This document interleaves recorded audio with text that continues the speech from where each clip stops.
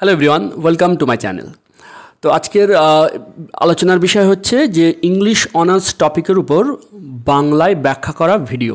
অর্থাৎ আমার চ্যানেলে তোমরা English honours, Calcutta university English অনার্সের যতগুলো সেমিস্টার্স আছে, বিশেষ করে সেমিস্টার 1-2 এর উপর, এই দুটো সেমিস্টারের উপর প্রায় সমস্ত টপিকের উপরই তোমরা ভিডিও পেয়ে যাবে, এবং বাকি সেমিস্টারগুলো আমি ধীরে ধীরে কভার করার চেষ্টা করছি। বিভিন্ন সেমিস্টারে আমার ভিডিও অলরেডি দেওয়া আছে, তবে এই ভিডিওগুলোর ফিচার্স হচ্ছে যে সম্পূর্ণ বাংলায় ব্যাখ্যা করা আছে, লাইন বাই লাইন। অর্থাৎ যে টেক্সটগুলো তোমাদের রয়েছে, যেমন শুটিং অ্যান এলিফ্যান্ট, তারপর temporary matter by Jhumpa Lahiri, বা অফ স্টাডিজ, বা যে কবিতাগুলো আছে সেমিস্টার 1, সেমিস্টার 2, 3, 4, সমস্ত ক্ষেত্রে আমি দেখেছি যে আমাদের বাংলা মিডিয়ামের স্টুডেন্টদের যারা ইংলিশ অনার্স নেওয়ার পর তাদের বেশ কিছু সমস্যা হয় টেক্সটগুলো বুঝতে। কারণ প্রত্যেকটা টেক্সট বোঝার ক্ষেত্রে ডিকশনারি নিয়ে তো আর বসা যায় না যে ডিকশনারি ধরে ধরে ওয়ার্ড খুঁজবে। তো আর সেরকম কোনো গাইড বই নেই যেখানে বাংলায় লেখা আছে। সব গাইড বই, যে কটা গাইড বই তোমরা পাবে, সব ইংলিশে লেখা আছে। তো সেই সমস্যার কথা ভেবে আমি সম্পূর্ণ সহজ সরল বাংলায় ইংলিশ অনার্সের টপিকগুলোকে কভার করেছি। সমস্ত টপিক এখনও পর্যন্ত হয়ে ওঠেনি, তবে বেশ অনেকগুলো করেছি। এবং সেমিস্টার সেকেন্ড সেমিস্টারের উপর DSC 2 এর উপর প্রায় সমস্ত টপিকের উপরই তোমরা আমার চ্যানেলে সম্পূর্ণ বাংলায় টপিকগুলোর উপর ভিডিও পেয়ে যাবে। আর আজকের এই ভিডিওতেও একটি টপিককে আমি কভার করব। তো তোমরা ভিডিওগুলো দেখবে। যদি তোমাদের মনে হয় যে হ্যাঁ, এতে কাজ হচ্ছে, অর্থাৎ টেক্সটগুলোকে তোমরা বাংলায় সম্পূর্ণ বুঝে তোমাদের উপকার হচ্ছে, তাহলে তোমরা কমেন্ট করে একটু জানাবে।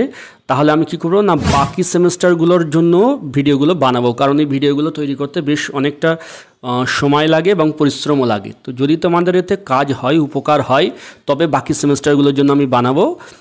আর তা না হলে পরে আমি এই বাংলা ভিডিও দেব না, কারণ এগুলো তৈরি করতে বেশ সময় লাগে। আর এমনি তোমরা সাজেশন, নোটস, এইসবের উপরও ভিডিও পেয়ে যাবে। এবং compulsory English, IDC English, AEC 1-2 এবং অল্টারনেটিভ ইংলিশ সবই তোমরা পেয়ে যাবে। বিভিন্ন টপিক আমি কভার করেছি, এবং আশা করি ওই টিউশন বা গাইড বইয়ের খুব একটা প্রয়োজন হবে না যদি তোমরা ভিডিওগুলো দেখো। তবে হ্যাঁ, একটু লেন্দি ভিডিও, যেহেতু প্রত্যেকটা লাইন আমি এক্সপ্লেন করেছি সহজ সরল বাংলায়। ভিডিওগুলো কিন্তু 1 ঘন্টা 40 মিনিট, 1 ঘন্টা 10 মিনিট এরকম আছে। তবে আশা করি টেক্সট বইটা হাতে নিয়ে যদি তোমরা একটু ভিডিওগুলো দেখো, আমার মনে হয় না যে টেক্সট বুঝতে আর কোনো অসুবিধা হবে। তোমরা সেই ইউনিভার্সিটিতে বা কলেজে তোমরা ক্লাস মিস করো, বা বাড়িতে পড়া হয়নি, বা একা একা পড়ে বুঝতে পারছো না, যদি এরকম পরিস্থিতিও হয়ে থাকে, তোমার যে কোনো সময়ে টেক্সট বইটা পাশে নিয়ে, টেক্সট বইটার সামনে নিয়ে যদি ভিডিওগুলো কানে হেডফোন দিয়ে শোনো, আশা করি টেক্সট নিয়ে তোমাদের আর কোনো সমস্যা থাকবে না। তো ঠিক আছে, চলো আজকের এরকমই একটি টপিক কভার করছি, এবং তোমরা অবশ্যই কমেন্টে জানাবে এটা তোমাদের উপকার হচ্ছে কি না। ওকে, চলো দেখি।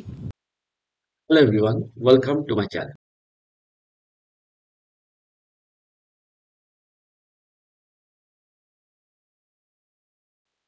Calcutta university English honours semester 2 বা DSC 2। তো তোমাদের যে সিলেবাস, সেখানে যে 5টি প্রোজ পিস রয়েছে, আজকের আলোচনা করবো, সম্পূর্ণ বাংলায় ব্যাখ্যা করব চার্লস ল্যাম্বের লেখা ড্রিম চিলড্রেন।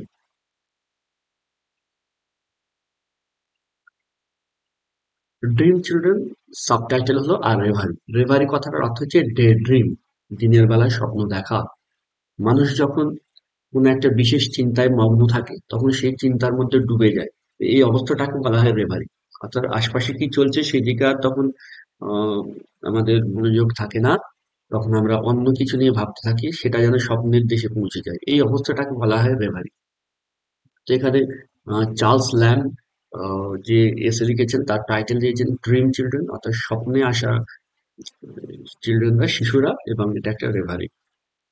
চার্লস ল্যাম্ব সম্বন্ধে একটু জেনে নিই। Charles lamb, a prominent English essayist, poet and critic, is considered a key figure of the English romantic period. ইংলিশে বা ইংরাজি সাহিত্যে যে রোমান্টিক পিরিয়ড আছে, সেখানে যেসব রাইটাররা বেশ নাম করা রাইটার, বড় বড় নাম যেগুলো, তার মধ্যে চার্লস ল্যাম্বের নামও অন্যতম। চার্লস ল্যাম্ব জন্মেছিলেন 10 ফেব্রুয়ারি 1775 সালে, এবং 27 ডিসেম্বর 1834 সালে ওনার মৃত্যু হয়। Was an English essayist, poet and antiquarian. Antiquarian কথাটার অর্থ হচ্ছে প্রত্নতাত্ত্বিক। best known for his essays of Elia. উনি বেশি পরিচিত এসেস অফ ইলায়া নাম।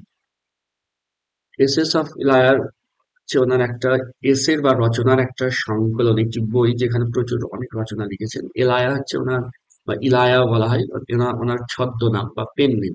এই নামে উনি লিখতেন, আসল নামটা চার্লস ল্যাম্ব দিতেন না। আরো উল্লেখযোগ্য লেখা হচ্ছে টেলস ফ্রম শেক্সপিয়ার। তোমরা ক্লাস 11-12-এ, টুয়েলভ ঠিক না, 11-এ, তোমরা ক্লাস 11-এ পড়েছিলে টেলস ফ্রম শেক্সপিয়ার। ওই যে শেক্সপিয়ারের গল্পগুলোকে শর্ট স্টোরির আকারে দেওয়া হয়েছিল। ম্যাকবেথ, তারপর পড়েছিলে তোমরা as you like it, twelfth night. তো এই যে গল্পগুলো, শেক্সপিয়ারের নাটকগুলোকে টেল মানে স্টোরি, শেক্সপিয়ারের ড্রামাগুলোকে, প্লেগুলোকে স্টোরির আকারে লিখেছিলেন এই co author British sister Mary Lamb. Charles Lamb এবং তার বোন ম্যারি ল্যাম্ব দুজন মিলে এই বই লিখেছিলেন। তো এই হচ্ছে চার্লস ল্যাম্বের পরিচয়। এবার চলে যাবো আজকের যে এসে, সেই এসে সম্বন্ধে কয়েকটি কথা। এই এসেটির মধ্যে রয়েছে হিউমার অ্যান্ড পেথস, একটা কোয়েশ্চেন্সও থাকে। হিউমার অ্যান্ড পেথস, যে একটা 15 মার্কসের ব্রড কোয়েশ্চেন থাকে, যে discuss the element of humour and pathos in the essay Dream Children. Dream Children এসেতে হিউমার এবং পেথস কিভাবে আছে সেটা একটু আলোচনা করো। হিউমার মানে, হিউমার অর্থাৎ ব্যঙ্গ, রসাত্মক, রস বোঝায়, রসাত্মক কথাবার্তা যার মধ্যে হাসি ঠাট্টা লুকিয়ে থাকবে, মানুষ আনন্দ পাবে। আর পেথস মানে দুঃখ, অর্থাৎ একই এসের মধ্যে কখনো মানুষ হাসবে, কখনো দুঃখিত হবে।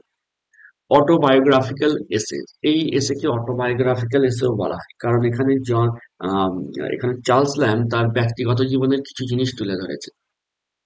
পার্সোনাল এসে, যেহেতু ব্যক্তিগত জীবনের কিছু ঘটনা তুলে ধরা হয়, তাই এই এসেকে পার্সোনাল এসেও বলা হয়।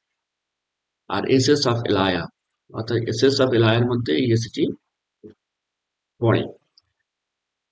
তো এই হচ্ছে ব্যাকগ্রাউন্ড নলেজ, কিছুটা দেওয়া হলো। আর একটু ব্যাকগ্রাউন্ড নলেজে চলে যাব। Charles Lamb, John Lamb, Mary lamb, এই যে বলা হলো না যে পার্সোনাল এসে বা বায়োগ্রাফিক্যাল এলিমেন্ট আছে এর মধ্যে, বায়োগ্রাফিক্যাল এসে। তো ব্যক্তিগত জীবনী সম্বন্ধে এই কিছু জিনিস আমরা এই এসের মধ্যে পাচ্ছি বলে, তাহলে ওনার ব্যক্তিগত জীবনটা একটু জানতে হবে। সেই জন্য ব্যাকগ্রাউন্ড নলেজে আমরা জানছি। দেখো, Charles Lamb, John Lamb and Mary Lamb, এনারা তিন ভাই বোন। Charles Lamb, John Lamb, Mary Lamb. এনাদের মধ্যে জন ল্যাম্ব ছিল বড়, ম্যারি ল্যাম্ব ছোট বোন, আর চার্লস ল্যাম্ব ছিল মেজ। তো তিন ভাই বোন। ছোট থেকে ম্যারি ল্যাম্ব ছিল মেন্টালি আনস্টেবল, অর্থাৎ তার মানসিক রোগ ছিল, মানসিক বিকার ছিল। এবং এই ম্যারি ল্যাম্ব একবার আউট অফ ফিট, অর্থাৎ তার একটা ফিট হয়, অর্থাৎ মানসিক একটা চাপ আসে, মাথা ঠিক থাকে না, সে ছুরি নিয়ে, আহ, তার মানে ফল কাটা ছুরি আর কি নিয়ে তার মাকে হত্যা করে, হঠাৎ করে রেগে গিয়ে এটা করে ফেলে। তারপর তাকে অ্যাসাইলামে দিতে হয়, বেশ অনেকদিন অ্যাসাইলামে ছিল। আচ্ছা, চার্লস ল্যাম্ব কি করে, চার্লস ল্যাম্বের বাবার আর্থিক অবস্থা খুব বেশি ভালো ছিল না, খুব একটা ভালো ছিল না, গরিব ছিল বললেই চলে। যার ফলে চার্লস ল্যাম্বের পড়াশোনা বেশি দিন চালিয়ে যেতে পারেনি, ওনাকে কলেজ ছাড়তে হয়, কলেজ কন্টিনিউ করতে পারেনি। পরিবারের আর্থিক দায়ভার নিতে হয়। মা মারা গেলেন, বাবার অবস্থা খুব একটা ভালো নয়, এরকম পরিস্থিতিতে আর্থিক দায়ভার নিতে হয় বলে ওনাকে পড়াশোনা ছাড়তে হয়। এবং ম্যারি ল্যাম্বকে অ্যাসাইলাম থেকে ফিরিয়ে এনে ম্যারি ল্যাম্বের সমস্ত দায়িত্ব চার্লস ল্যাম্ব নেন। অ্যান সিমন বা অ্যালিস উইন্টারটন, এই অ্যান সিমন হচ্ছে চার্লস ল্যাম্বের একজন প্রেমিকা, আম, যার সঙ্গে তার বিবাহ সম্ভব হয়নি। Unrequited love, unsuccessful love affair with Ann Simmons, যাকে এই রচনায় অ্যালিস উইন্টারটন নামে অভিহিত করেছেন চার্লস ল্যাম্ব।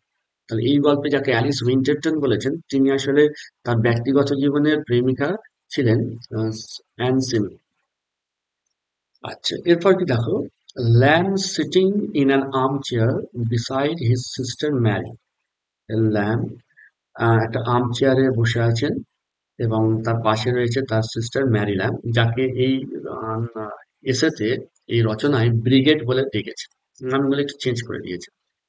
আর ল্যাম্ব কি করছেন, ডে ড্রিমিং করছেন, অর্থাৎ রেভারিং, তাকে স্বপ্নালু পরিবেশের মধ্যে রয়েছে। পাশে বোন রয়েছে, উনি আর্ম চেয়ারে বসে আছেন, কিন্তু ওনার মনটা ওখানে নেই, উনি যেন একটা স্বপ্নের মধ্যে রয়েছেন। কি, কিসের স্বপ্ন? না, দুটো ছোট্ট শিশু, একটা হচ্ছে অ্যালিস, একজনের নাম জন। এই অ্যালিস, এই জন কিন্তু ওই তার দাদা জন নয়, এই জন হচ্ছে তার স্বপ্নে আসা দুটো শিশু। আর এই অ্যালিস কিন্তু ওই অ্যালিস উইন্টারটন নয় বা অ্যান সিমন নয়, এই অ্যালিস হচ্ছে স্বপ্নে আসা একটি ছোট্ট মেয়ে। যদিও এই অ্যালিস এবং জন নামগুলো কেন হয়েছে সে সম্বন্ধে তোমরা একটু পরে বুঝতে পারবে। তো যাই হোক, অ্যালিস এবং জন দুটো শিশু তার স্বপ্নে এসেছে, কিন্তু তার কাছে এটা স্বপ্ন না, তার কাছে এটা বাস্তব। কিন্তু সে দুটো শিশুকে দেখছে, তাদের নিয়ে এসে একটা গল্প বলতে যাচ্ছেন, এরকম একটা তার স্বপ্ন। এবার আমরা সরাসরি টেক্সটে যাচ্ছি, লাইন বাই লাইন সম্পূর্ণ অর্থ বুঝব। Children love to listen to stories. Children love to listen to stories about their elders. শিশুরা, বাচ্চারা ভালোবাসে তাদের বড়দের সম্বন্ধে গল্প শুনতে। When they were children, আর জানতে চায় যে যখন বড়রা ছোট ছিল তখন কেমন ছিল। To stretch their imagination to the conception of a traditionary great uncle or granddad whom they never saw.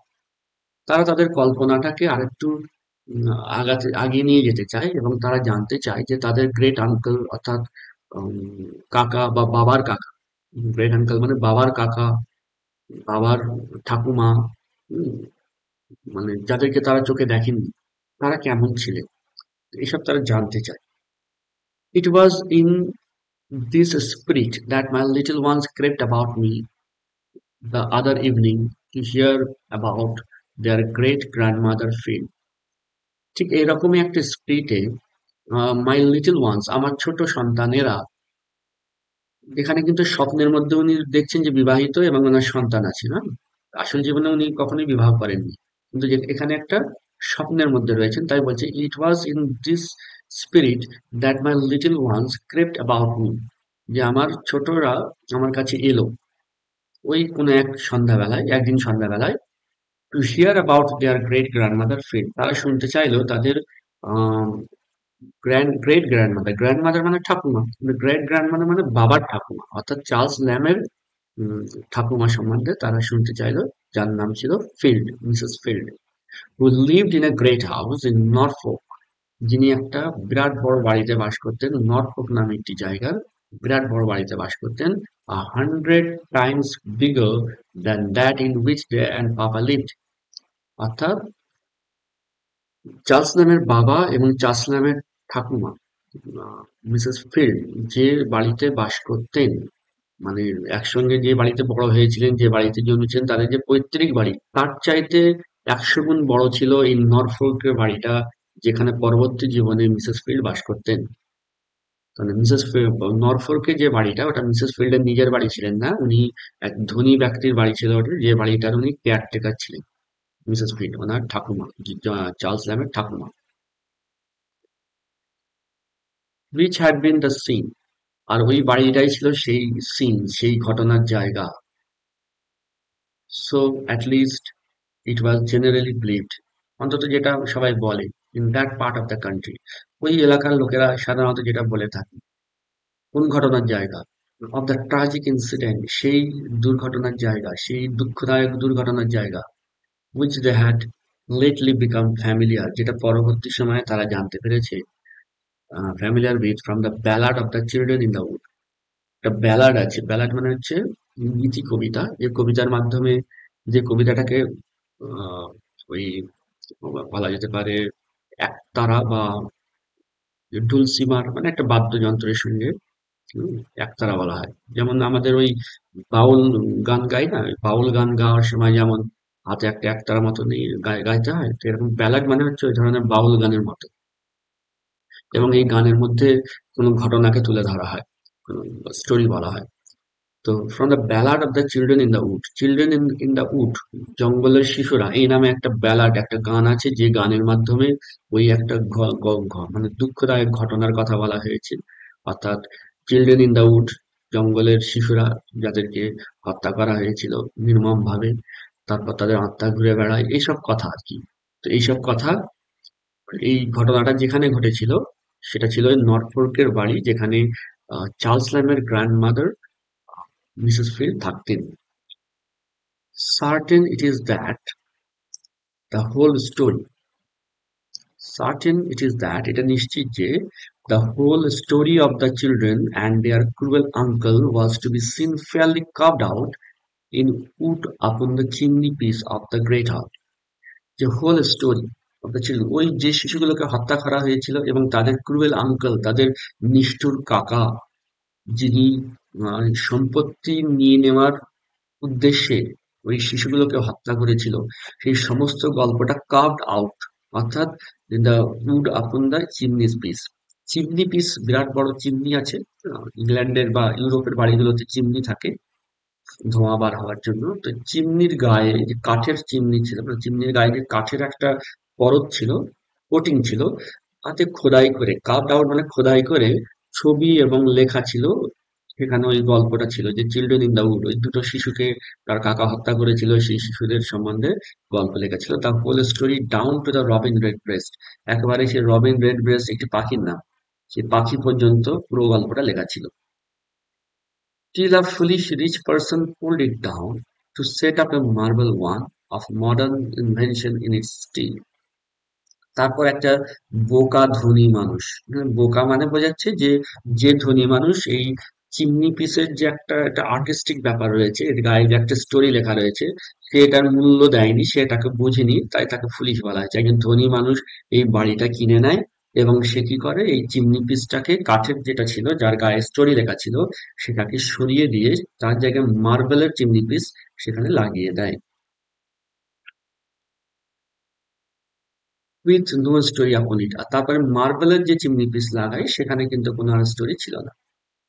Here Alice put out one of her dear mother's look. এখানে অ্যালিস, ওই যে বললাম যে দুটো দুটো বাচ্চা চার্লস ল্যাম্বের কাছে এসেছে গল্প শুনতে তাদের great grand mother Mrs field সম্বন্ধে। তো সেখানে ছোট একটি মেয়ে যার নাম অ্যালিস আর একটি ছোট ছেলে যার নাম জন। তো এখানে কি বলছে, যখন ওই গল্পটার কথা বললেন যে চিমনি পিসের গায়ে, কাঠের গায়ে খোদাই করে ওই শিশুদের হত্যা করার গল্পটা লেখা ছিল, তারপর একজন ধনী মানুষ এসে ওই চিমনিটাকে সরিয়ে দিয়ে মার্বেলের চিমনি লাগায়, যে মার্বেলের চিমনির গায়ে কোনো স্টোরি ছিল না। অ্যালিস বলে যে ছোট মেয়েটি আছে, put out of her dear mother's look, অ্যালিসের মুখে তার মায়ের একটা উম, যেন চেহারা ফুটে উঠলো। তাহলে অ্যালিসের মা কে? অ্যালিসের মা হচ্ছে অ্যালিস উইন্টারটন। এই অ্যালিস উইন্টারটন কে? অ্যালিস উইন্টারটন হচ্ছে বাস্তব জীবনে অ্যান সিমন্স, যাকে চার্লস ল্যাম্ব খুবই ভালোবাসতেন, কিন্তু তাকে বিবাহ করতে পারেননি, বিভিন্ন কারণে হয়ে ওঠেনি। তো যাই হোক, তো সেই অ্যালিসের, ছোট মেয়েটি অ্যালিসের মুখে তার মায়ের যেন আহ, চেহারাটা ফুটে উঠলো। Too tender to be called upbraiding, আর তার মুখে যে একটা ভাব দেখা দিল, সেটা এতটা টেন্ডার ছিল যে এটাকে আপব্রেডিং বলা যেতে পারে না। আপব্রেডিং মানে বকুনি দেওয়া, বকাবকি করা, অসন্তোষ প্রকাশ করা ইত্যাদি। কিন্তু ওই মেয়েটির মুখে এই যে চিমনি পিসটা সরিয়ে নিয়ে, কাঠেরটা সরিয়ে নিয়ে মার্বেল লাগিয়েছে, এর ফলে মেয়েটির মুখে তার মায়ের মুখের একটা ভাব এলো এবং সে যেন এটা পছন্দ করছে না। কিন্তু এতটা টেন্ডার, এতটা কোমল যে এটাকে ঠিক সে যে রেগে গিয়ে প্রতিবাদ করছে, সে যে বকুনি দিচ্ছে, এরকমও বোঝাচ্ছে না। Then I went on to say, তারপর আমি তাদের বলতে থাকলাম, how religious how good their great grandmother Field was, তাদের ঠাকুমা, ঠিক তাদের ঠাকুমা নয়, মানে তাদের বাবার ঠাকুমা, চার্লস ল্যাম্বের ঠাকুমা কতটা রিলিজিয়াস ছিল, কতটা ধার্মিক ছিলেন এবং কতটা ভালো ছিলেন। How beloved and respected by everybody, সবাই তাকে ভালোবাসতেন, এলাকার লোকজন সবাই তাকে ভালোবাসতেন এবং তাকে সম্মান করতেন। Though she was not indeed the mistress of this great house, তিনি কিন্তু এই বড় বাড়িটার মালকিন ছিলেন না, but had only the charge of it, শুধু এর দায়িত্বে ছিলেন, দেখাশোনার মানে দেখভাল করার দায়িত্বে ছিলেন। Yet in some respects she might be said to be the mistress of it too, তবে তাকে এই বাড়ির মিস্ট্রেসও বলা যেতে পারে, কারণ তিনি এত ভালোভাবে দেখাশোনা করতেন। Committed to her by the owner, who preferred living in a newer and more fashionable mansion which he had purchased somewhere in the adjoining county. এই বাড়ির যিনি মালিক ছিলেন তিনি ওই মিসেস ফিল্ডকে দায়িত্বভার দেন এই বাড়িটাকে সামলানোর, দেখাশোনা করার, ওর মধ্যে থাকার। এবং যেহেতু সে খুব ধনী ছিল, সে নিজে ওই কাউন্টি, ওই এলাকার আহ, বা ওই জেলার কোনো একটা অন্য জায়গায় ম্যানশনে থাকতো, নিজেও একটা বিরাট বাড়িতে থাকতো। আর এই বাড়িটাকে আপাতত দেখভাল করার দায়িত্ব দিয়েছিল মিসেস ফিল্ডকে। But still she lived in it in a manner as if it had been her own. কিন্তু তিনি এমনভাবে বাস করতেন যেন তার নিজের বাড়ি। এখানে অর্থাৎ বোঝাচ্ছে যে এত ভালোভাবে যত্ন নিতেন বাড়িটার, যেন উনি নিজের বাড়িতেই থাকতেন। And kept up the dignity of the great house in a short while she lived. এবং যতদিন উনি বেঁচে ছিলেন বাড়িটার ডিগনিটি বজায় রাখতেন, বাড়িটার যে একটা সম্মান আছে, একটা পুরাতন বাড়ি, একটা ঐতিহ্যবান বাড়ি, এটা তিনি বজায় রাখতেন। Which afterward came to decay, তারপরে ওনার মৃত্যুর পর এই বাড়িটা ডিকে হয়ে যায়, মানে ধ্বংস হয়ে যায়। And was nearly pull down, প্রায় ফেলে দেওয়া হয় বললেই চলে, বা পড়ে যায় বললেই চলে। And all it's old ornaments strict, এবং এর যে সমস্ত সাজসজ্জা, পুরাতন সাজসজ্জা, বেশ আহ, বলা যেতে পারে বনেদি জিনিসগুলো, আসবাবপত্র, পর্দা, এইসব জিনিসগুলো, and carried away to the honours other house, তখন ওই বাড়ির মালিকের অন্য বাড়িতে এগুলোকে নিয়ে চলে যাওয়া হয়, where they were set up, এবং সেখানে গিয়ে এগুলোকে সেট আপ করা হয়, সাজানো হয়। and looked as awkward as if someone were to carry away, এবং এগুলোকে দেখতে খুবই অকওয়ার্ড লাগে। অর্থাৎ নতুন বাড়িতে যখন পুরাতন বাড়ির এইসব ক্লাসিক জিনিসগুলোকে, বনেদি জিনিসগুলোকে নিয়ে সাজানো হয়, তখন এটা দেখতে অকওয়ার্ড লাগে, দেখতে বিশ্রী লাগে, অদ্ভুত লাগে।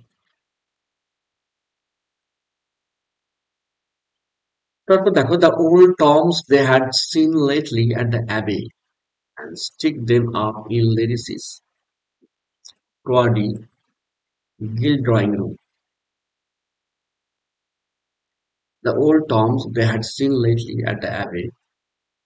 অ্যাবে মানে হচ্ছে ওই আবে কথাটার অর্থ হচ্ছে যেখানে ওই চার্চ আছে এবং গ্রেভইয়ার্ড আছে, চার্চের সঙ্গে কবরস্থান আছে। এবং এই ওয়েস্টমিনস্টার অ্যাবে নামে একটি জায়গা আছে ইংল্যান্ডে। তো এই ওয়েস্টমিনস্টার অ্যাবেতে কি হয়, চার্চ এবং কবরস্থান আছে, এবং সেখানে বিখ্যাত মানুষদের কবর আছে। তো the old tombs they had seen lately at the abbey and stick them up in Lady's tawdry gilt drawing room. তো যে নূতন বাড়িতে তারা সব জিনিসগুলোকে নিয়ে চলে যায়, সেখানে একটি ছবি তারা টাঙায়, যে ছবিটা ছিল ওয়েস্টমিনস্টার অ্যাবের ছবি। এবং এই ছবিটা যখন লেডিসিস টওয়ার্ডি গিল্ড, লেডিসিসটা কে, লেডিসিসটা কোন একটা ধনী মহিলা, পুরো নামটা দেননি, লেডিসিস লিখেছেন। ট্রডি গিল্ড ড্রয়িং রুম, আর খুব একটা গোছালো নয়, অগোছালো একটা গিল্ড ড্রয়িং রুম। গিল্ড কথাটার মানে হচ্ছে সোনায় মোড়া, সোনার কভারিং, গোল্ডেন, গোল্ডেন বলা যেতে পারে ড্রয়িং রুমে। সেখানে এই ছবিটা রাখা হয়। হিয়ার জন স্মাইল, এটা শুনে জন একটু হেসে উঠলো। জনের মনে হলো যে আহ, তার একটু হাসি পেলো যেটা শুনে, যে একটা ভালো বাড়ি থেকে জিনিসটা নিয়ে অন্য জায়গায় সেট করতে খুব একটা সুন্দর লাগছে না, তাই। Here John smile as much as to say that would be foolish indeed. জন হাসলো, জনের হাসিটা দেখে মনে হচ্ছে, তার মনে হয়েছে এটা ফুলিশ, অর্থাৎ ওই অ্যাবের যে ছবিটা, সেই সেই ছবিটা একটা গিল্ডেড ড্রয়িং রুমে রাখাটা যেন ঠিক বোকা। and then I told how when she came to die.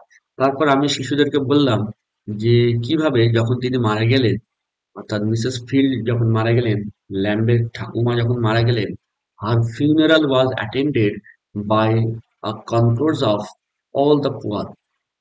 তার ফিউনারাল অ্যাটেন্ড করেছিলেন, তার ফিউনারাল মানে হচ্ছে শেষকৃত্য, অর্থাৎ মারা যেতে যে শেষকৃত্য হয়, তাকে বা অন্ত্যেষ্টিক্রিয়া হয়, তাকে বলা হয় ফিউনারাল।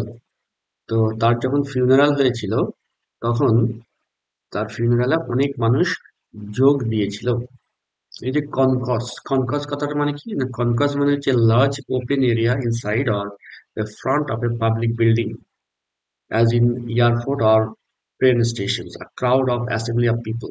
তো কনকস মানে হচ্ছে জনসমাগম, জনসমাগম হয়েছিল, জনজোয়ার হয়ে গিয়েছিল। অর্থাৎ তিনি এত ভালো মহিলা ছিলেন, তার মৃত্যুতে, তার অন্ত্যেষ্টিতে যে অনেক জনজোয়ার হয়ে গেছিল, concourse of all the people, all the poor, গরিব মানুষরা অনেকে এসেছিল, যেহেতু তিনি দানশীল ছিলেন, ভালো আচরণ করতেন, অনেক গরিবরা এসেছিল, and some of the gentry too, আর কিছু মধ্যবিত্ত মানুষ এসেছিল, কিছু উচ্চবিত্ত মানুষ এসেছিল, of the neighborhood for many miles round. many miles round মানে হচ্ছে অনেক মাইল দূর থেকে এসেছিল, অর্থাৎ অনেক অনেক মাইল থেকে দূর থেকে তার অন্ত্যেষ্টিক্রিয়ায় যোগ দিয়েছিল। আহ, গরিবরাও ছিল, আবার জেন্ট্রিরা ছিল। জেন্ট্রিরা মানে হচ্ছে উচ্চ শ্রেণীর মানুষেরা। To show there respect for her memory, তাকে সম্মান জানাতে এসেছিলেন। Because she had been such a good and religious woman, কারণ তিনি ছিলেন খুবই ভালো এবং ধার্মিক মানুষ। So good indeed that she knew all the psaltery by heart. এই psaltery কথাটার অর্থ হচ্ছে যে সাম থেকে এসছে। সাম মানে হচ্ছে আহ, বাইবেলে লেখা বেশ কিছু মন্ত্র, বাইবেল থেকে নেওয়া। খ্রিস্টানদের খ্রিস্টানরা যেসব মন্ত্র পাঠ করে এগুলোকে সাম বলে, সেখান থেকে সালট্রি বলছে। যেমন গীতা, এবং গীতা থেকে বিভিন্ন শ্লোক হিন্দু ধর্মাবলম্বী মানুষেরা মুখস্থ রাখে, বা হনুমান চালিসা মুখস্থ রাখে, এগুলো ধার্মিক হিন্দুরা করে থাকেন। ধার্মিক মুসলিমরা কোরআন শরীফ থেকে বিভিন্ন সূরা পাঠ করেন, মুখস্থ রাখেন, যেমন, বা বিভিন্ন ধর্মে এরকম আছে। তো খ্রিস্টান ধর্মে এরকম সাম মুখস্থ রাখে যারা ধার্মিক হয়, নানরা করে থাকেন। তো মিসেস ফিল্ড এরকম সার্টারি ওনার বাই হার্ট মানে মুখস্থ ছিল একেবারে। এই এই কথাটার অর্থ হচ্ছে ইয়েস, হ্যাঁ, আমি জোর দিয়ে বলছি যে হ্যাঁ, ওনার পুরো মুখস্থ ছিল। আবার এই আরেকটা অর্থ বোঝায়, সেটা হচ্ছে সর্বদা, and a great part of the testament beside, এবং এই যে বাইবেলের টেস্টামেন্ট আছে না, ওল্ড টেস্টামেন্ট, নিউ টেস্টামেন্ট, বলছে এছাড়া টেস্টামেন্টের বেশ কিছুটা অংশ, যেটা ওল্ড টেস্টামেন্ট না নিউ টেস্টামেন্ট সেটা বলেনি, কিন্তু বলেছে যে টেস্টামেন্টের বেশ কিছুটা অংশ, অর্থাৎ এর অর্থ হচ্ছে বাইবেলের বেশ কিছুটা অংশ না মুখস্থ ছিল। অর্থাৎ উনি এত ধার্মিক ছিলেন যে উনি অনেক, অল দ্য সাম, প্রায় প্রায় সমস্ত সাম বা মন্ত্রগুলো জানতেন। এবং বাইবেলের এই সামগুলো হচ্ছে আসলে ধার্মিক গান। যীশু খ্রিস্টকে উৎসর্গ করে, ওনাকে বলা যেতে পারে ডেডিকেট করে যেসব গান, ম্যারি মাকিকে ডেডিকেট করে যেসব গান, একে সাল্টারি বলা হয়, আর বা সাম বলা হয়। আর টেস্টামেন্ট মানে হচ্ছে বাইবেল, বাইবেলেরও বেশ কিছু অংশ ওনার মুখস্থ ছিল। Here little Alice spread her hands, এই কথাটা যখন বললেন তখন ছোট অ্যালিস বলে মেয়েটি, ছোট মেয়েটি তার হাতটাকে বাড়িয়ে দিল। Then I told what a tall upright graceful person their great grandmother Field once was. তারপর আমি বললাম যে তাদের গ্রেট গ্র্যান্ডমাদার অর্থাৎ মিসেস ফিল্ড, অর্থাৎ চার্লস ল্যামের ঠাকুমা কত লম্বা ছিলেন, কত সোজা ছিলেন। সোজা মানে এখানে বোঝা যাচ্ছে ভালো, তার আপরাইট মানে হচ্ছে সঠিক মানুষ, মানে এক কথার মানুষ ছিলেন, সোজা কথা বলতেন, সোজা সাপটা কথা বলতেন। গ্রেসফুল পার্সন, গ্রেসফুল মানে যাদের চলাফেরা কথা বলার মধ্যে একটা গ্রেস থাকে, সৌন্দর্য থাকে, মধুরতা থাকে। Their great grandmother Field once was, and how in her youth she was she was esteemed the best dancer. যৌবনে তার যুব মানে যখন তিনি অল্প বয়স্ক ছিলেন, তাকে মনে করা হতো, esteemed মানে হচ্ছে মনে করা, গণ্য করা হতো বেস্ট ডান্সার হিসাবে। Here Alice's little right foot played. এই কথা শুনতে অ্যালিসের ছোট ডান মানে ছোট্ট অ্যালিসের ডান পাটা সে প্লেড অ্যান ইনভলন্টারি মুভমেন্ট, তার ডান পাটে একটু নড়তে লাগলো, অর্থাৎ নাচের কথা শুনে তার পাটে একটু নড়ে উঠলো। মানে এখানে একটু হিউমার এসে গেল, একটু হাসির ব্যাপার এসে গেল, যে যে শুনলো যে ঠাকুমা ভালো নাচতেন, মেয়েটিও পাটে একটু নাড়িয়ে দিল। স্টিল আপন মাই লুকিং গ্রেভ, তারপর যখন যতক্ষণ না আমি তারপর যখন দেখছি যে আমি একটু গ্রেভ দেখতে লাগছি, অর্থাৎ আমার মুখটা একটু গ্রেভ মানে একটু গম্ভীর দেখতে লাগছে, ইট ডেজিস্টেড, তখন সে ওটা বন্ধ করে দিল। দ্য বেস্ট ডান্সার, হ্যাঁ আমি বললাম যে সে ছিল বেস্ট ডান্সার, তিনি ছিলেন best dancer. I was saying in the county, county মানে জেলা বোঝায়, ইংল্যান্ডের বিভিন্ন জেলাকে কাউন্টি বলা হয়। কান্ট্রি মানে দেশ, আবার কান্ট্রি মানে গ্রামাঞ্চল, আর কাউন্টি কথাটা মানে হচ্ছে জেলা, একটা নির্দিষ্ট অঞ্চল। Till a cruel disease called a cancer came, তারপর একটা সাংঘাতিক রোগ, একটা নিষ্ঠুর রোগ যার নাম ক্যান্সার, সেই ক্যান্সার এলো। And board her down in pain, এবং এই রোগ তাকে নত করে দিল যন্ত্রণায়, সে ভেঙে পড়ল। But it could never brain her good spirit, তবে তার মনকে ভাঙতে পারেনি। রোগটা তার শরীরকে ভেঙে দিয়েছিল, কিন্তু তার যে মনের যে অদম্য একটা স্পিরিট ছিল, একটা মনের যে একটা ক্ষমতা ছিল, ইচ্ছা শক্তি ছিল, সেটাকে ভাঙতে পারেনি। আর মেক দেম স্টুপ, বা তার তার মনের ইচ্ছা শক্তিকে ঝোঁকাতে পারেনি। But they were still upright, তার ইচ্ছা শক্তিগুলো ছিল সঠিক সোজা। Because she was so good, তিনি এত ভালো ছিলেন and রিলিজিয়াস এবং এত ধার্মিক ছিলেন, তার মনের শক্তি কখনো নত হয়নি। Then I told how she was used to sleep by herself in a lone chamber of the great lone house. উনি এই বিরাট বড় মানে নিঃসঙ্গ মানে নিরিবিলি বাড়িটায়, ওই বাড়িটায় কেউ থাকতো না, উনি একা ছাড়া। তো উনি একটা use to sleep by herself, একা ঘুমাতেন। স্লিপ বাই হারসেলফ মানে একাই ঘুমাতেন। লোন চেম্বারে, একটা রুমে, একটা বলা যেতে পারে একটা নিরিবিলি, যেখানে আর কেউ থাকতো না, এরকম একটা রুমে, ফাঁকা বাড়ি, একটা ফাঁকা রুমে তিনি একা ঘুমাতেন। and how she believed that, এবং তিনি বিশ্বাস করতেন, হুম, তিনি বিশ্বাস করতেন that an apparition of two infants was to be seen at midnight, মধ্যরাত্রে দুটো ছোট শিশুর অ্যাপারিশন মানে আত্মা আহ, কে দেখা যেত gliding up and down the great staircase. বিরাট বড় যে সিঁড়ি ছিল বাড়িতে, ওই সিঁড়ির যে স্টেয়ারকেস, সেখানে গ্লাইড করতো, উঠতো নামতো, উঠতো নামতো দুটো ছোট শিশুর আত্মা। তবে সেই দুটো ছোট শিশু, যাদের সম্বন্ধে শুনেছে যে ওই জায়গাটা নাকি দুটো শিশুকে হত্যা করা হয়েছিল, তার আঙ্কেল মানে জায়গা জমির জন্য, প্রপার্টির জন্য হত্যা করেছিল, সেই শিশুগুলোর আত্মা নাকি স্টেয়ারকেসে রাত্রের বেলা মধ্যরাত্রে ওঠানামা করতো। কিন্তু গ্রেট গ্র্যান্ডমাদার সেটা ভয় পেতেন না। নিয়ার হোয়ার শি স্লেপ্ট, যেখানে তিনি ঘুমাতেন ওখানেই ওটা হতো। But she said those innocents would do her no harm, তিনি বলতেন যে না না, আমার ভয় পাবে কেন, ওই ইনোসেন্টরা আমার কি ক্ষতি করবে। ইনোসেন্ট মানে নির্দোষ, ওই নির্দোষ দুটো শিশু, ওরা আমার আমার কি ক্ষতি করবে। And how frightened I used to be, আর আমি কিন্তু খুব ভয় পেয়ে যেতাম। Though in those days I had my maid to sleep with me, যদিও তখন আমি কাজের যে পরিচারিকা ছিল, হুম, তার সঙ্গে শুতাম, অর্থাৎ আমি একা শুতে ভয় পেতাম। বাড়িতে কাজের মহিলা ছিল, তিনি থাকলে আমি সেখানে শুতাম। Because I was never half so good, কারণ আমি আমার গ্র্যান্ড মাদারের চাই মতো, গ্র্যান্ড মাদারের অর্ধেকও আমি ভালো ছিলাম না। আর রিলিজিয়াস আছি, তার আমি তার অর্ধেকও রিলিজিয়াস ছিলাম না। তাই আমার এই আত্মাগুলো সম্বন্ধে ভয় হতো, আমি একা ঘুমাতাম না। and yet I never saw the infants, আর যদিও আমি কখনো ওই ইনফ্যান্টদেরকে দেখিনি, তবু আমার খুব ভয় হতো। Here John expanded all his eyebrows, এই কথা শুনে জন তার আইব্রো গুলোকে একেবারে এক্সপ্যান্ড করে নিল, ছড়িয়ে নিল।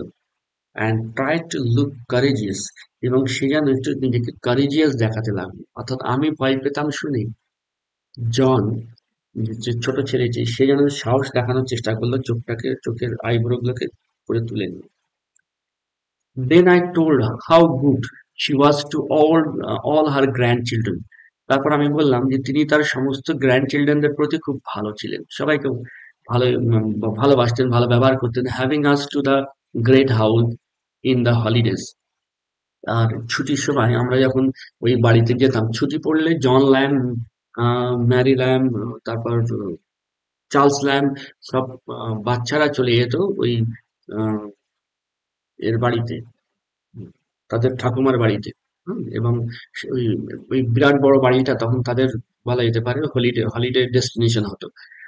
তো সেই সম্বন্ধে বলেছেন, এবং আমাদের পেয়ে উনি খুব খুশি হতেন। Where I in particular use to spend many hours by myself, যেখানে বলা যেতে পারে ওই বাচ্চাদের মধ্যে বিশেষ করে আমি কি করতাম, where I particular use to spend many hours by myself, আমি বেশ অনেক ঘন্টা নিজের মধ্যে থাকতাম, একা একা একা একা ঘুরে বেড়াতাম ওই বাড়িটা, বাড়ির সঙ্গে লাগোয়া বাগান, ওটা বাগান বাড়ির মতো ছিল। In gazing upon the old bust of the 12 Caesars, ওখানে 12 জন সিজার, রোম সম্রাট সিজার, এবং সিজার রোম সম্রাটের যে আরো 11 জন সম্রাট, মানে মোট 12 জন রোম সম্রাটের আবক্ষ মূর্তি। বাস্ট মানে হচ্ছে আবক্ষ মূর্তি, অর্থাৎ যে মূর্তি পুরো হোল বডি থাকে না, পা থেকে মাথা পর্যন্ত থাকে না, ওই বুক থেকে মাথা পর্যন্ত যে মূর্তি থাকে একে বলে বাস্ট। তো 12 সিজার, 12 জন রোম সম্রাটের মূর্তি। ওই ওটা তো একটা বিরাট বড় বাড়ি ছিল, যাতা বাড়ি ছিল না, একটা বেশ বনেদি বাড়ি ছিল, অভিজাত শ্রেণীর মানুষের বাড়ি ছিল। সেই জন্যই বাড়ির বেশ কিছু সৌন্দর্য ছিল, যার মধ্যে একটা হচ্ছে যে ওই বাড়ির লাগোয়া বাগানে উম, 12 জন সিজার এবং 12 জন রোম সম্রাটের বলা যেতে পারে মূর্তি ছিল, আবক্ষ মূর্তি ছিল। That had been emperors of Rome, যারা রোমের এম্পায়ার হয়েছিল। Till the old marble heads would seem to live again. আমি এত মন দিয়ে দেখতাম ওই মূর্তিগুলোকে, যেন ওই মার্বেলের তৈরি মূর্তির মাথাগুলো যেন মনে হতো যে লিভ আগেন, যেন আবার জীবিত হয়ে গেছে। আমি এত মন দিয়ে দেখতাম ওই মূর্তিগুলোকে, যেন মনে হতো ওগুলো জীবিত হয়ে গেছে। আর I to be turn into marble with them, আর না হয় মনে হতো আমি নিজেই মার্বেল হয়ে গেছি, আমি নিজেই মূর্তি হয়ে গেছি। How I never could be tired with roaming about the huge mansion. অত বড় ম্যানশন, ম্যানশন মানে বিরাট বড় বাড়ি, অত বড় বাড়িতে ঘুরে বেড়িয়ে দেখতে দেখতে আমি কখনো টায়ার্ড হতাম না। With its vast empty rooms, বিরাট বড় বড় ফাঁকা ফাঁকা সব রুম থাকতো। With their worn out hangings, অনেক হ্যাঙ্গিংস থাকতো। হ্যাঙ্গিংস মানে পর্দা বা ওই ঝাড়বাতি, এইসব যে জিনিসগুলো ঝুলতো। ওন আউট কথাটা মানে হচ্ছে ক্ষয়ে যাওয়া, অর্থাৎ ব্যবহার না হয়ে হয়ে ক্ষয়প্রাপ্ত হয়ে গেছে। এইরকম সব হ্যাঙ্গিংস আমি দেখতাম। ফ্লাটারিং ট্যাপেস্ট্রি, ট্যাপেস্ট্রি মানে হচ্ছে মোটা পর্দা যার গায়ে পেন্টিং করা থাকে। ফ্লাটারিং মানে যেটা নড়াচড়া করতো বাতাসে। And carved oaken panels, oak গাছের কাঠ দিয়ে প্যানেলের গায়ে বিভিন্ন কার্ভ করা, ডিজাইন করা। আসবাবপত্রগুলো দেয়ালে ওক গাছের কাঠ দিয়ে প্যানেল করে বিভিন্ন ডিজাইন করা। With the gilding almost rubbed out, এবং এর গায়ে যে গিল্ডিং থাকে, সোনার যে একটা কভারিং থাকে, সেটা প্রায় রাফড আউট, মুছে গেছে অনেকটা। Sometimes in the spacious old fashion garden, আবার কখনো কখনো ওই যে স্পেশিয়াস কথাটা মানে হচ্ছে স্পেস বেশি থাকে, বেশ বলা যেতে পারে বেশ অনেকটা ফাঁকা জায়গা আছে, অনেকটা বড় ওল্ড ফ্যাশন গার্ডেনেও আমি যেতাম। which I had almost myself, ওই গার্ডেনে আমি নিজে একাই থাকতাম। unless when now and then a solitary gardening man would cross me, মাঝে মধ্যে হয়তো দেখা যেত যে কোনো একজন গার্ডেনার পাশ দিয়ে যাচ্ছে, তাছাড়া বেশিরভাগ ক্ষেত্রে আমি একাই ওই গার্ডেনে থাকতাম। and how the nectarines and peaches hung upon the walls, দেয়ালের গায়ে ওই নেকটারাইনস, পিচেস, এগুলো ফল, সব ফলগুলো দেয়ালের গায়ে ঝুলতো। Without my ever offering to pluck them, কিন্তু আমি কখনো ওগুলোকে পাড়ার চেষ্টা করতাম না, অথবা ওটা পেড়ে খাওয়ার চেষ্টা করতাম না। Because they were forbidden fruits, কারণ ওগুলো বারণ ছিল খেতে।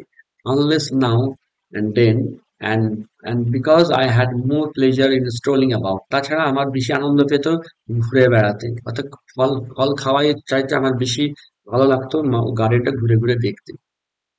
Among the old melancholy looking yew trees, আমি তাকাতাম পুরাতন মেলানকালি লুকিং, মেলানকালি মানে করুণ, দেখে দয়া হয় এমন ইউ, ইউ গাছের দিকে তাকাতাম।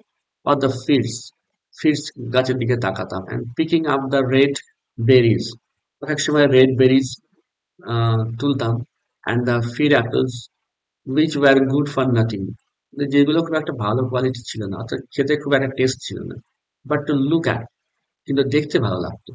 or in lying about upon the fresh grass, অনেক সময় আমি ফ্রেশ ঘাসের উপর শুয়ে থাকতাম। with all the fine garden smells around me, আমার চতুর্দিকে গার্ডেনের একটা গন্ধ মানে সুগন্ধ পেতাম।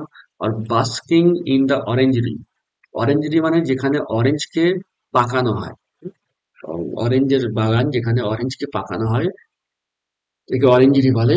তো অরেঞ্জের গায়ে রোদ লাগানো হয়, তো সেখানে অরেঞ্জ যেমন বাস্কিং করে, আমি নিজেও সেই বাস্কিং করতো সেখানে, আমি নিজেও নিজের গায়ে রোদ লাগাতাম যেমন অরেঞ্জের গায়ে রোদ লাগে।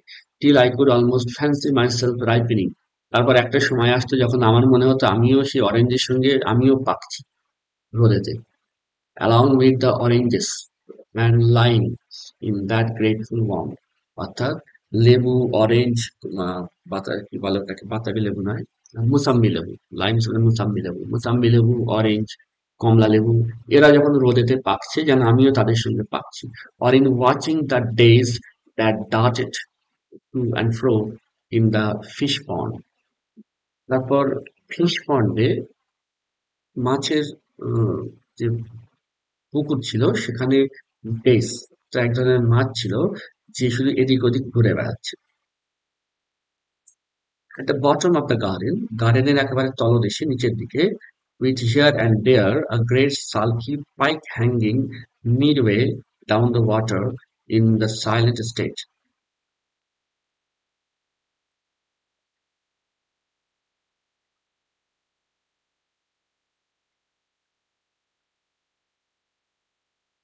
এখানে কি বলছে?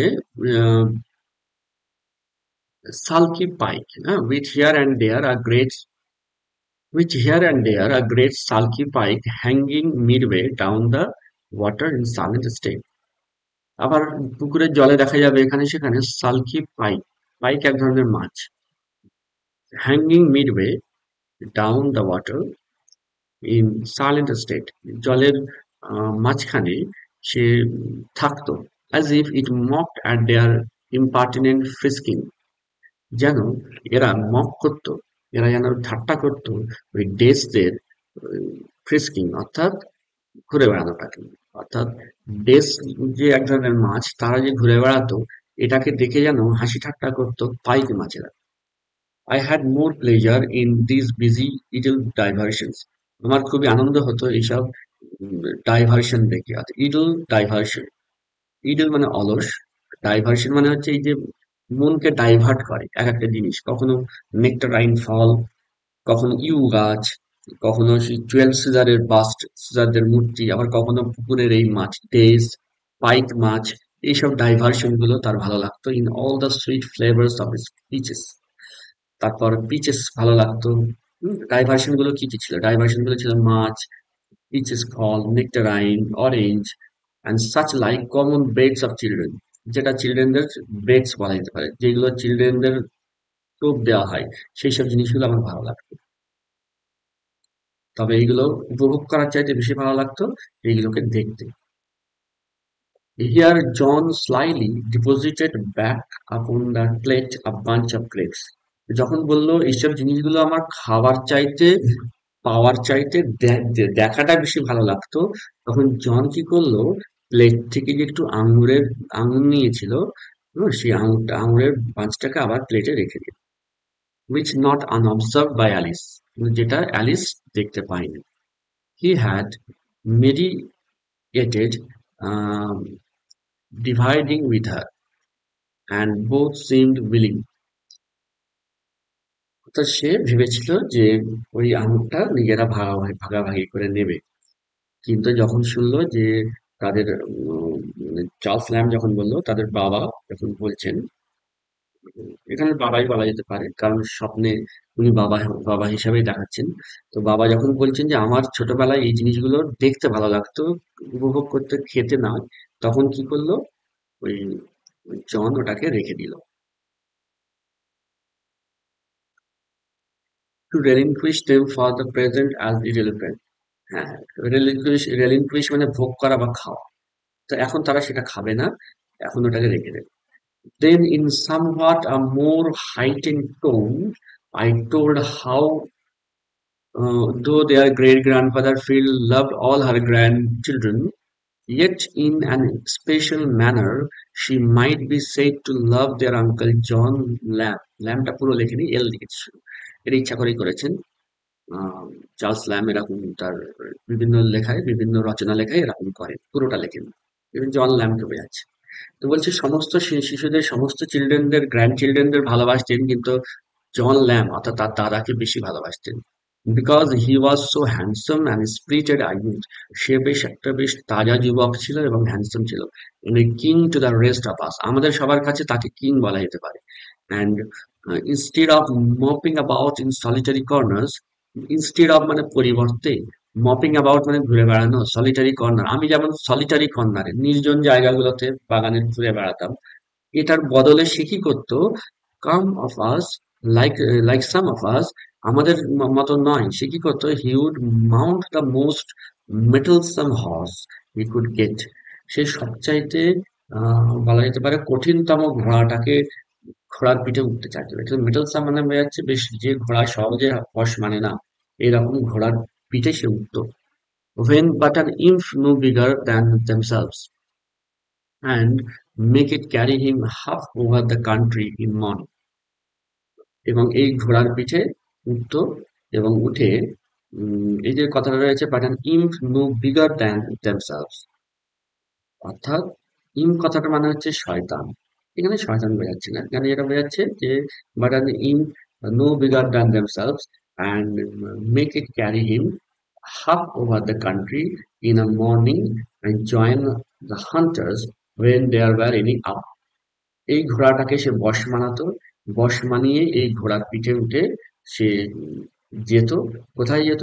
Over the country, half over the county, সমস্ত জেলাটার কাউন্টিটার প্রায় অর্ধেক সে ঘুরতো সকালবেলা।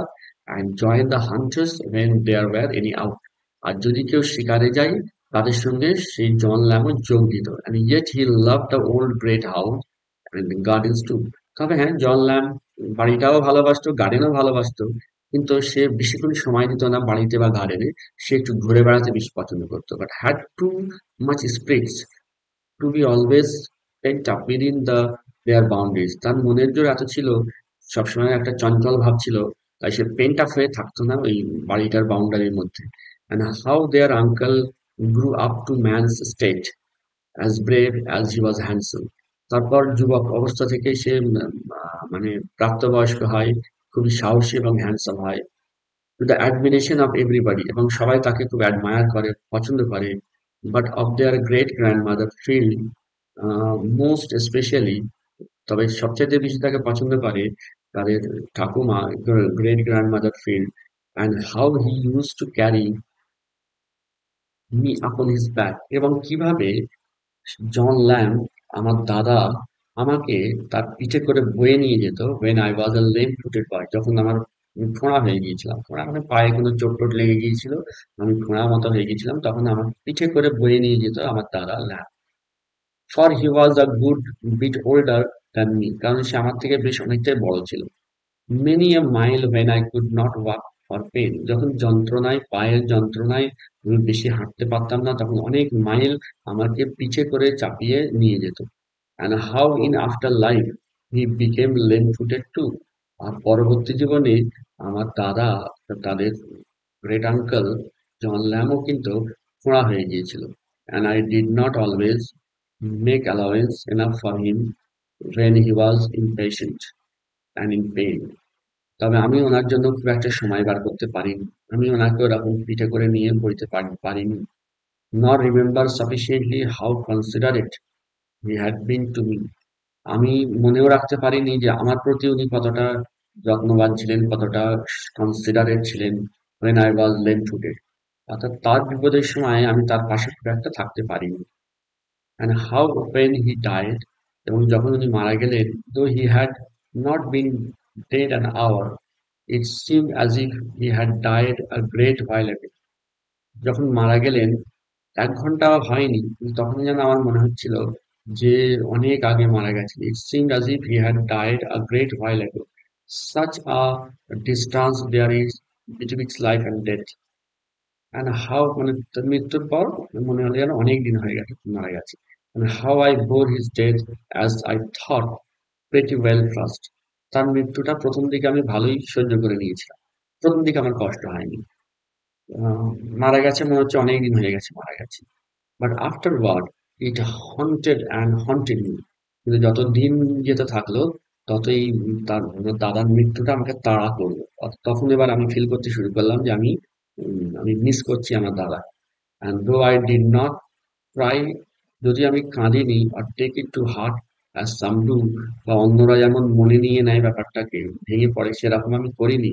And as I think he would have done if I had died, এবং আমি জানি আমি যদি মারা যেতাম আমার দাদা কিন্তু এরকম করতো, সে ভেঙে পড়তো, কাঁদতো, কিন্তু আমি সেরকম ভেঙে পড়িনি বা কাঁদিনি। Yet তবুও I missed him all day long, তবুও আমি তাকে মিস করতাম। and knew not till then how much I had loved him, তখনো পর্যন্ত আমি বুঝে উঠতে পারিনি যে আমি তাকে কতটা ভালোবাসতাম। I missed his kindness, আমি তার দয়াকে মিস করতাম। and I missed his crossness, আমি তার ক্রসনেস কেও মিস করতাম। ক্রসনেস মানে এক এক সময় আবার রেগেও যেত, এক এক সময় রাগও দেখাতো, সেটাকেও মিস করতাম। মানে তার ভালোবাসা, তার বকুনি সবই মিস করতাম। and wished him to be alive, এবং আমি চাইতাম যে সে যেন আবার ফিরে আসে, আবার বেঁচে আসে। Again, to be quarreling with him or we quarreled sometimes, rather than আমি চাইতাম যে আবার তার সঙ্গে ঝগড়া করতে, কারণ মাঝে মধ্যে আমাদের ঝগড়া হতো। rather than not have him again, তাকে একেবারে না পাওয়ার চাইতে ভালো হচ্ছে তাকে পেয়ে ঝগড়া করা। and was as uneasy without him, তাকে ছাড়া খুবই আনইজি ফিল হতো আমার। as he their poor uncle must have been when the doctor took off his leave, doctor যখন তাদের আঙ্কেলের পাটা কেটে নিয়েছিল, পা কেটে নিয়েছিল মানে ওই পায়ে কোনো রোগ হয়েছিল যার ফলে পাটাকে অপারেশন করে কাটতে হয়েছিল, তাই বলছি। যেটা ছিল খুবই একটা আনইজি অবস্থা। Here the children fail A Cry, এখানে শিশুগুলো কেঁদে উঠলো। and asked if their little mourning which they had on was not for Uncle John. আর তাই আমি তাদের জিজ্ঞেস করলাম যে তারা যে একটু এই যে কেঁদে উঠলো বা তারা যে দুঃখ প্রকাশ করলো, মোর্নিং করলো, এটা কি জন, তাদের গ্রেট আঙ্কেল জনের জন্য? and they looked up and prayed me not to go on about their uncle. তারা আমার দিকে তাকিয়ে আমাকে অনুরোধ করলো যে আঙ্কেল সম্বন্ধে আর কিছু না বলতে, অর্থাৎ তারা খুবই দুঃখিত হয়ে গেছে। but to tell them some stories about their pretty dead mother, বরং বলতে তাদের গল্প, তাদের মায়ের সম্বন্ধে কিছু বলতে পারে। আমাদের সুন্দরী, আমাদের মা যিনি মারা গেছেন, যিনি প্রেটি ছিলেন, যিনি সুন্দরী ছিলেন, তার সম্বন্ধে আমাদের কিছু বলো বাবা। Then I told them how for 7 long years, তারপর আমি বললাম যে কিভাবে মানে কিভাবে লম্বা 7 বছর in hope sometimes in despair, কখনো মনে আশা নিয়ে, কখনো হতাশা নিয়ে, yet persisting ever, তবু আমি চেষ্টা চালিয়ে গেছি তাকে বিবাহ করার, তার সঙ্গে সংসার পাতার। I quoted the fair Alice Winterton, উইন্টারটন পুরো নামটা দেয়নি, WRN দিয়েছে। I quoted the fair Alice Winterton, আমি কোটের কথাটা মনে হচ্ছে loved, I love the fair Alice Winterton and as much as children could understand, আর বাচ্চাদের যতটা যেভাবে বোঝানো যায়, বাচ্চারা যে ভাষা বোঝে সেই ভাষায় আমি তাদেরকে এক্সপ্লেন করলাম। I explain to them what coyness and difficulty and denial meant in maidens, maidens মানে অবিবাহিত মেয়েরা বা কুমারী মেয়েরা, মহিলারা। তো যে কুমারী মহিলাদের মন জয় করা কত কঠিন, তারা তাদের মধ্যে কয়েনেস থাকে, কয়েনেস থাকে। কয়েনেস মানে হচ্ছে একেবারে বলা যেতে পারে অতিরিক্ত ইনোসেন্ট, যারা খুব কম বোঝে কোনো জিনিস, যাকে চলতি ভাষায় আমরা বলি ন্যাকা, ন্যাকামি, অর্থাৎ এত সাদাসিধা যে বলে ন্যাকা। তো এরকম বলছে। ডিফিকাল্টি মানে কঠিন, তার মন জয় করা, তাকে বোঝানো কঠিন। ডিনায়াল, ডিনায়াল মানে হচ্ছে অস্বীকার করা, অর্থাৎ বারবার প্রেমের প্রস্তাব অস্বীকার করেছিলেন। তো কখনো আশা নিয়ে, কখনো হতাশা নিয়ে তিনি চালিয়ে গেছেন, চেষ্টা চালিয়ে গেছেন অ্যালিস উইন্টারটনকে বিবাহ করার জন্য, এবং তার মধ্যে তাকে ফেস করতে হয়েছে কয়েনিসের সমস্যা, ডিফিকাল্টির সমস্যা, ডিনায়ালের সমস্যা ইত্যাদি। when suddenly turning to Alice, তারপরে এরকম বলতে বলতে অ্যালিসের দিকে একবার তাকালো, তাকিয়ে দেখছে the soul of the first Alice looked out at her, প্রথম অ্যালিসের আত্মা ওই ছোট অ্যালিসের মধ্যে যেন দেখা যাচ্ছে, অর্থাৎ তার হতে পারত যে স্ত্রী, অর্থাৎ অ্যালিস উইন্টারটন, সেই অ্যালিসের আবভাব ছোট মেয়েটির মধ্যে দেখা যাচ্ছে। her eyes with such a reality of representment, যেন মনে হচ্ছে আগের অ্যালিস এই অ্যালিসের মধ্যে চলে এসেছে। that I became in doubt which of them stood there before me, তারপর আমার ডাউট হতে শুরু করলো কোন অ্যালিস আমার সামনে রয়েছে, আমার মেয়ে অ্যালিস নাকি আমার স্ত্রী অ্যালিস। অর্থাৎ ওর মা, মানে মেয়েটির মুখের মধ্যে মেয়েটির মায়ের একটা ছবি ফুটে উঠছে। তো এরকম ওনার মনে হচ্ছে যেটা কোন Alice. or whose that bright hair was, ওই ব্রাইট চুলটা কার, ছোট অ্যালিসের নাকি তার মা অ্যালিসের। and while I stood gazing, আমি যখন গেজ করছি, গেজ মানে তাকিয়ে থাকে, তাকিয়ে আছে তার দিকে, both the children gradually grew fainter, এই দুটো শিশুই ধীরে ধীরে, গ্রাজুয়ালি মানে ধীরে ধীরে, grew fainter, faint মানে ম্লান হয়ে যাওয়া, পেল হয়ে যাওয়া, ফেড হয়ে যাওয়া, তোমার দিয়ে, অর্থাৎ আমার চোখেতে ফেন্ট হয়ে যাচ্ছে, আচ্ছা আমার চোখেতে আমি একটা আমার তাকিয়ে আছি, এবার কিন্তু ধীরে ধীরে ঝাপসা হয়ে যাচ্ছে। রিসিডিং, তারা পিছিয়ে যাচ্ছে, তারা ধীরে ধীরে পেছন দিকে চলে যাচ্ছে। অ্যান্ড স্টিল রিসিডিং, যত দেখছি তারা যেন আমার থেকে দূরে দূরে চলে যাচ্ছে, পিছিয়ে পিছিয়ে যাচ্ছে। টিল নাথিং অ্যাট লাস্ট, তারপর দেখা গেল, দেখছি যে আর কিছুই দেখা যাচ্ছে না। But two mournful features were seen, দুটো যেন শোকাহত features seen in the uttermost distance, অনেকটা দূরে দুটো ফিগার মনে হচ্ছে, শিশু আর মনে হচ্ছে না। which without speech, যারা কোনো কথা বলছে না, strangely impressed upon me, অদ্ভুতভাবে আমার দিকে যেন তাকিয়ে আছে, আর আমাকে যেন বোঝানোর চেষ্টা করছে the effects of speech. তারা কথা বলছে না, কিন্তু যেন মনে হচ্ছে যে তারা কিছু একটা বলতে চাইছে। তারা যেন বলতে চাইছে, we are not of Alice, আমরা অ্যালিসের সন্তান নই, nor of these, nor of thee, thee মানে তোমার, তোমারও সন্তান নই, thee মানে তুমি, nor of thee মানে তোমারও সন্তান নই, nor are we children at all, আমরা কোনো কারোরই সন্তান নই, আমরা শিশুই নই। The children of Alice call Bertram father, অর্থাৎ অ্যালিসের সন্তানরা, অ্যালিসের ছেলেমেয়েরা বার্ট্রামকে ফাদার বলে। অর্থাৎ তার মানে অ্যালিসের সঙ্গে, অ্যালিস উইন্টারটনের সঙ্গে ল্যাম্পসের বিয়ে হয়নি, তাদের প্রেম ব্যর্থ হয়ে যায়। অ্যালিসের পরবর্তী সময়ে বিয়ে হয় বার্ট্রাম নামে একজনের সঙ্গে। তাই অ্যালিসের ছেলেমেয়েরা তো বার্ট্রামকে ফাদার বলবে, তোমাকে তো ফাদার বলবে না। আমরা না অ্যালিসের সন্তান, না তোমার সন্তান। উই আর নাথিং, আমরা হচ্ছে কিছুই নয়। লেস দ্যান নাথিং, না, কিছু নায়ের চাইতেও কম। অ্যান্ড ড্রিমস, আমরা হচ্ছি স্বপ্ন। We are only what might have been, আমরা শুধু হচ্ছি সেই জিনিস যেটা হতে পারতাম। মাইট হ্যাভ বিন কথাটা মানে নই, কিন্তু হতে পারতাম। অর্থাৎ যদি তোমার বিবাহ হতো অ্যালিসের সঙ্গে, তাহলে হয়তো আমরা হতে পারতাম তোমার সন্তান, কিন্তু আমরা কিন্তু সন্তান নই।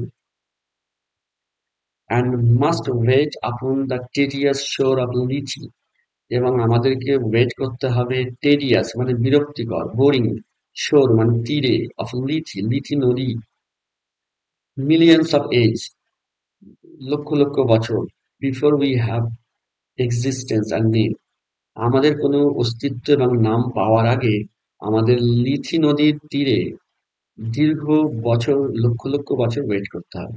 এই লিথি নদীটা, এটা একটা পৌরাণিক নদী। এই নদীর তীরে মানুষ ওয়েট করে, এই নদীর জল পান করে, করলে সে তার পাস্ট ভুলে যায়, পাস্টের নাম, পাস্টের পরিচয় সবকিছু ভুলে যায়, এবং নূতন করে নাম পায়, নূতন করে সে এক্সিস্ট হয়। তো এরকম একটা পৌরাণিক ধারণা। তাই বলছে আমাদের কোনো নাম নেই, আমরা কোনো সন্তান নই, আমাদেরকে লিথি নদীর তীরে ওয়েট করতে হবে লক্ষ লক্ষ বছর, তারপর আমরা সেখান থেকে কোনো একটা নাম পাবো, কোনো একটা এক্সিস্টেন্স পাবো। অ্যান্ড ইমিডিয়েটলি অ্যাওয়েকিং, তারপর হঠাৎ করে আমি জেগে উঠি। আমি জাস্ট যে একটু ঘুম ঘুম ভাব চলে এসেছিল, এতক্ষণ যে স্বপ্ন দেখছিল, এই কথাটা শোনার পর উনি জেগে উঠলেন। I found myself quietly seated, আমি চোখটা খুলে আমি দেখতে পেলাম যে আমি শান্তভাবে বসে আছি in my bachelor arm chair, আমার ব্যাচেলার চেয়ারে। চেয়ারটা কি আর ব্যাচেলার হতে পারে? ব্যাচেলার মানে কি? অবিবাহিত। অবিবাহিত চেয়ারে, তার মানে উনি অবিবাহিত আর উনি ওই চেয়ারটাতে বসেন, তাই চেয়ারটাকে বলছেন bachelor arm chair. Where I had fallen asleep, যেখানে আমি আসলে ঘুমিয়ে পড়েছিলাম। With the faithful brigade unchanged by my side, আর আমার সাইডে বসে আছে আমার ফেথফুল ব্রিগেড, তার মানে তার বোন ম্যারি ল্যাম্বের কথা বলছি। ম্যারি ল্যাম্ব, সে বসে আছে পাশে, আর আমি আর্ম চেয়ারে বসে সব ঘুমিয়ে পড়েছিলাম, তাতে আমি স্বপ্নে এগুলো দেখছিলাম। বাট জন ল্যাম্ব বা James liar was gone for ever, কিন্তু জন ল্যাম্ব মানে হচ্ছে তার ভাই, আর জেমস লায়ার নিজেকেই বোঝাচ্ছে, ওয়াজ গন ফর এভার, অর্থাৎ সেগুলো আর নেই। মানে আমি ঘুমিয়ে পড়েছি, চোখ খুলে দেখছি ব্রিগেড বসে আছে, আর বোন বসে আছে, আর জন ল্যাং তার যে ভাই, সে কিন্তু বাস্তব জীবনেও দেখছে সে কিন্তু নেই, সে মারাই গেছে, এটা সত্যি। মানে স্বপ্নে বলছিল সে মারা গেছে, বাস্তবেও দেখছে যে সে মারা গেছে। ওয়াজ গন ফর এভার, সে সারা চিরকালের জন্য চলে গেছে। তো এই হচ্ছে dream children reverie. Thank you for watching.